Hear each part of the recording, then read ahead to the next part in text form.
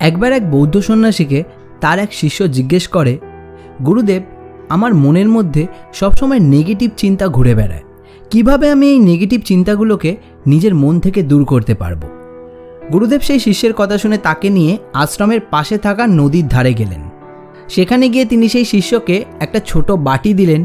বাটিটা দিয়ে তিনি তাকে বললেন, যাও নদী থেকে এই বাটিটা সম্পূর্ণ ভরে নিয়ে এসো, কিন্তু এখানে একটা শর্ত আছে, বাটি ভরে আমার কাছে আনার পথে একটুও জল যেন বাটি থেকে ছলকে না পড়ে।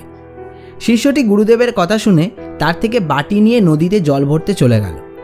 নদীর কাছে গিয়ে খুব সাবধানে সে বাটিতে জল ভরল। তারপর পূর্ণ মনোযোগ সহকারে সেই বাটিটা হাতে নিয়ে ধীরে ধীরে এক ফোঁটাও জল সেই বাটি থেকে বাইরে না ফেলে সে গুরুদেবের কাছ অবধি ফিরে এলো।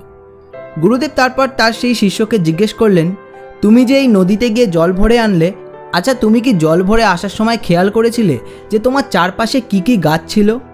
আর তুমি কি এটা খেয়াল করেছিলে যে তুমি নদী থেকে মোট কত পা হেঁটে আমার কাছ অবধি পৌঁছেছিলে?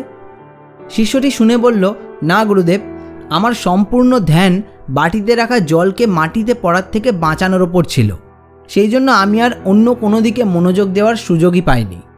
গুরুদেব বললেন, আমি তোমাকে এটাই বোঝাতে চাইছিলাম, তুমি যেমন জলকে বাটি থেকে নিচে পড়া থেকে বাঁচানোর জন্য নিজের সম্পূর্ণ মনোযোগ এক জায়গায় কেন্দ্রীভূত করে দিয়েছিলে, আর সেই জন্য তোমার চারপাশে থাকা কোনো জিনিসের ওপর তোমার নজর যায়নি, ঠিক তেমনই তুমি যদি নিজের কর্মের প্রতি পজিটিভিটির সঙ্গে পূর্ণ ফোকাস রাখো, নিজের লক্ষ্যের প্রতি পূর্ণ সমর্পিত থাকো, তাহলে তোমার মনের মধ্যে নেগেটিভ চিন্তাভাবনা বাসা বাঁধার সুযোগ পাবে না। আমাদের মন খুবই চঞ্চল, সে সবসময় কিছু না কিছু খোঁজে ব্যস্ত থাকার জন্য, আর আমাদের মন খুব তাড়াতাড়ি নেগেটিভ জিনিসের প্রতি আকৃষ্ট হয়। তাই নিজের মনকে সবসময় পজিটিভিটির মধ্যে রাখো এবং পূর্ণ মনোযোগ রাখো নিজের লক্ষ্যের প্রতি, নিজের কর্মের প্রতি। এটাই নিজের মধ্যে থেকে নেগেটিভিটি দূর করার একটা ভালো এবং কার্যকরী উপায়।